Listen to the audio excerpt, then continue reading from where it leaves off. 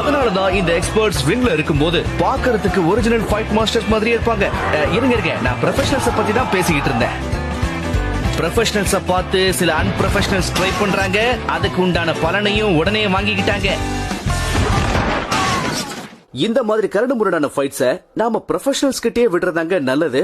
ஏன் சொல்றேன்னா, அவங்க ரெஸ்லிங் மூவ்ஸ் உடைய இம்பாக்ட பயன்படுத்தி ஃபோர்ஸ குறைச்சுக்கிறதுல பெரிய அப்பா டக்கருங்க. அதுல ஒரு குறிப்பிட்ட மூவ் தான் பாடி ஸ்லாம்.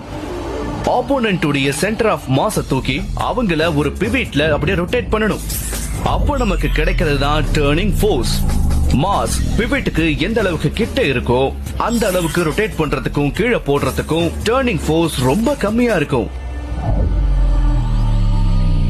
தன்னை தானே ஸ்ப்ரெட் அவுட் பண்ணி ஆப்போனன்ட்டோட இம்பாக்ட் ஃபோர்ஸ ரெடியூஸ் பண்றாரு. அப்புறம் இந்த லேண்டிங் கூட ஒரு சாஃப்ட் சர்ஃபேஸ்ல தாங்க நடக்குது.